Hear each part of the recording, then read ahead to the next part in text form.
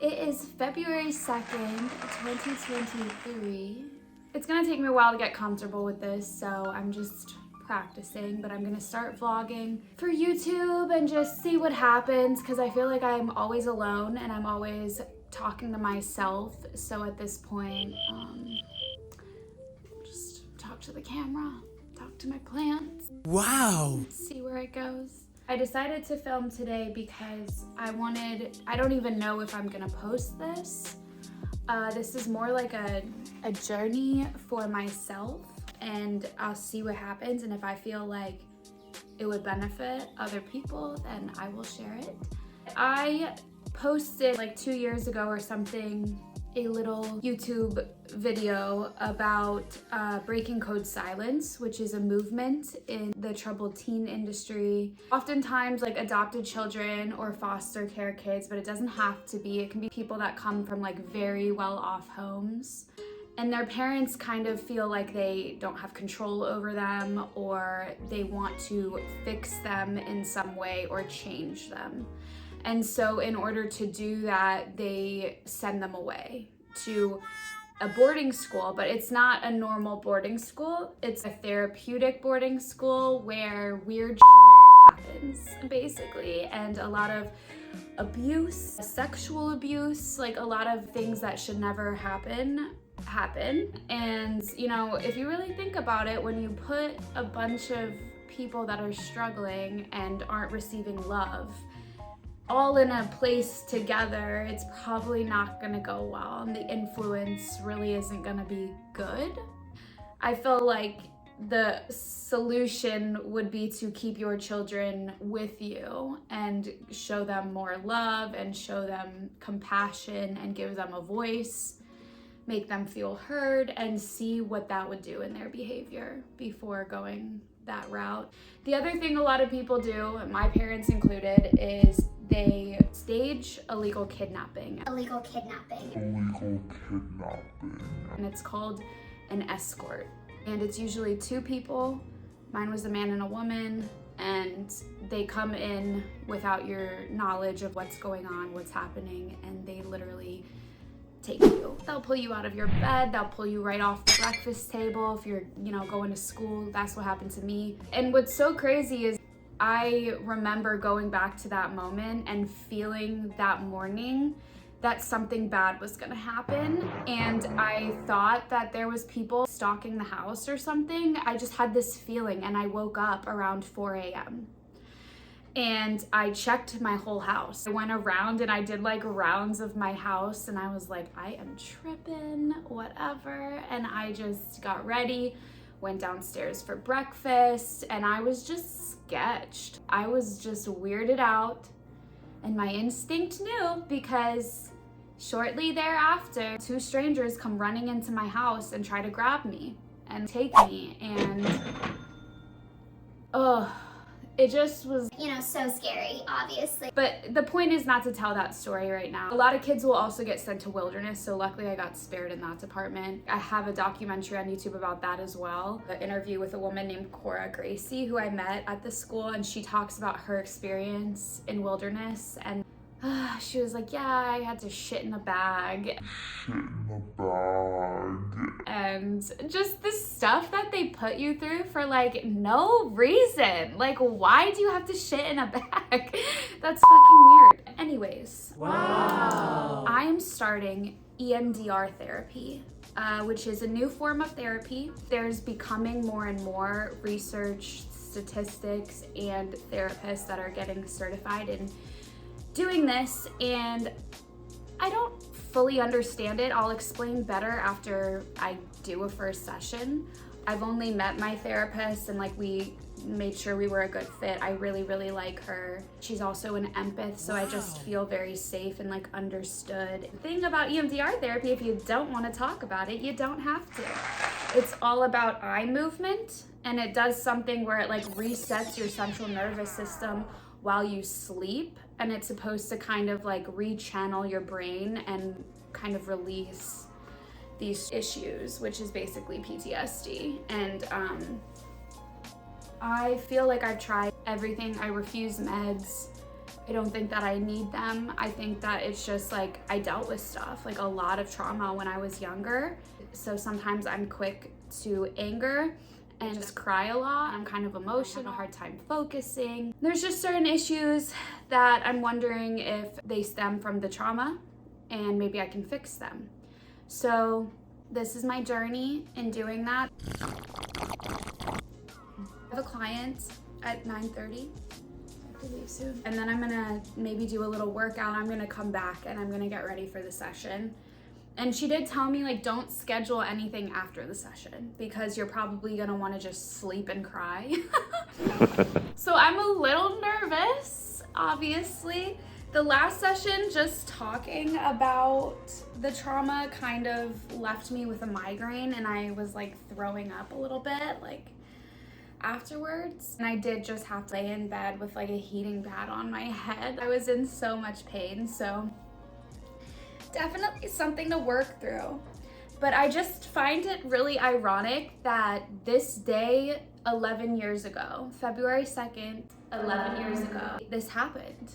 And now 11 years later, on the day, the anniversary, I'm going to confront it. And unfortunately, you know, you do that by going back to that place.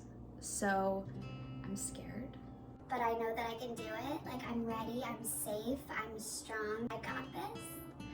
So I'm gonna go back in and I'm gonna heal the little girl that happened to and see if that transfers into my life now. There's no timeline, so we'll see how long it takes.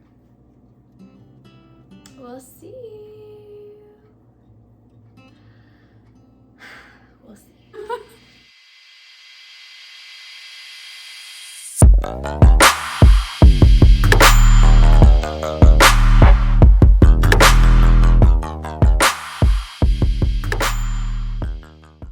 I have a limited range of motion, so I'm just gonna check in with my body real quick. It's like really tight right there.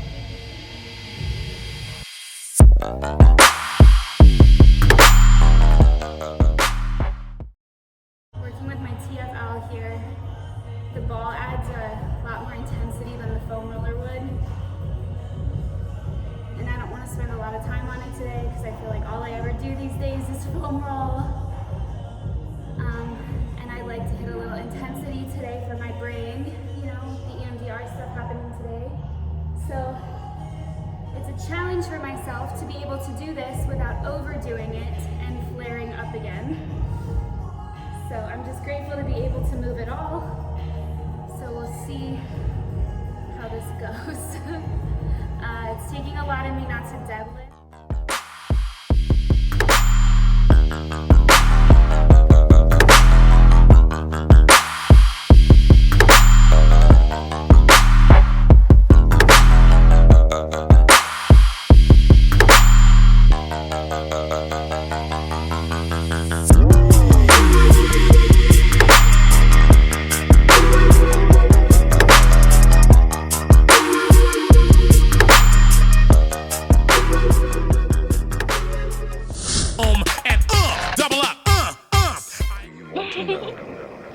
What it is.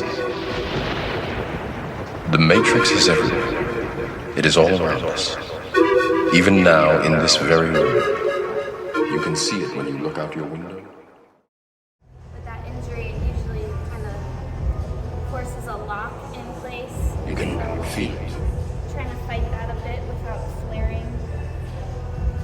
The areas that get flared as I overdo it. When you go to work. When you go to church.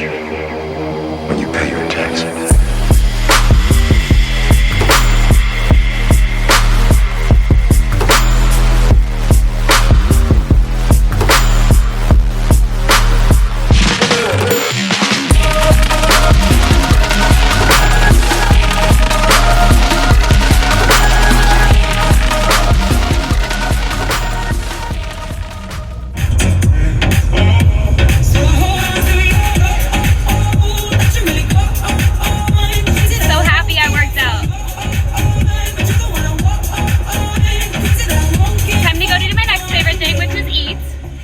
Hi T. So I just got home from the gym. I had a green smoothie, as you saw earlier, for a quick pre-meal.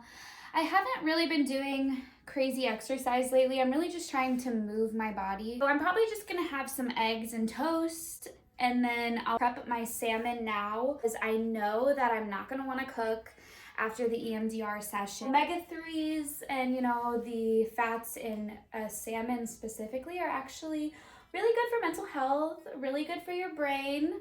So I thought that that would be a good meal for tonight, and I love it. So it gives me something to look forward to as well.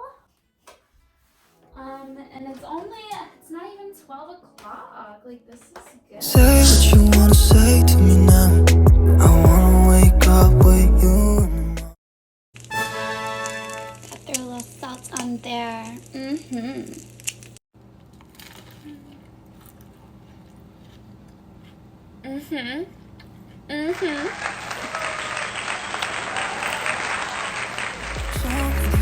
Fake to me now.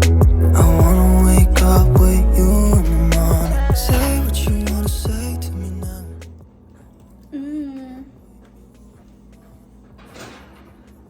So I'll put it in for like, I did 27 minutes. This is a thick girl salmon. Thick girl salmon, okay. I like my Parmesan.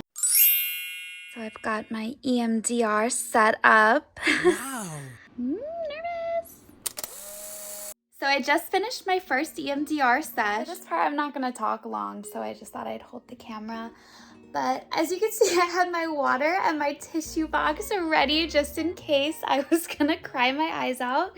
But I didn't. I did not cry this time. I got a little teary-eyed and that was it. Definitely not that bad. Like, I was nervous going into it. She's definitely preparing me for what's to come, and I feel really good about it. I love my therapist. She's incredible. Christy, you my girl now. I love her. We started with in the session today was creating tools that are gonna help me once I enter into the trauma, which we'll actually do next week. So one of the exercises was like how you kind of put your beliefs, certain feelings and certain things that happen to you into a box, and you place them in there and you can lock the key, or like whatever kind of, very image-based and very visual was kind of what I've picked up on today, which is great for me because I'm a very visual person. Luckily I get to do it from home. My little feet. So like I didn't have to worry about driving in case I started crying. I also had my journal in case I wanted to take some notes afterwards about like how I was feeling. She said that I will feel physical sensations. I could feel the tightening of my neck because, you know, I dealt with certain traumas around people grabbing my neck, or when I was taken, they grabbed me from behind. So it'll be interesting to see how my body does with that. But next Thursday, I plan on having a similar day to this vlog where I had my eating planned ahead of time so I feel good, and I'm gonna consume meals that are gonna make my vibrations higher and make me feel good. And I had my tissues ready, I'm hydrated, slept well last night. I didn't have anything planned for the rest of the day on purpose. So I'm gonna do that again next week. Had my clients this morning, got them all out of the way, and that felt really good because it just felt like I was in control and I got to give back and help other people. And now I'm helping myself. And I even got a little workout in despite my injuries. So I guess this vlog is more about, this is my check-in, me starting EMDR, and also just like, I'm on my healing journey right now, so join me if you're struggling with your own stuff. Let's do this together. I'm genuinely just so normal. Let's just set a goal. So ride out your waves, it'll be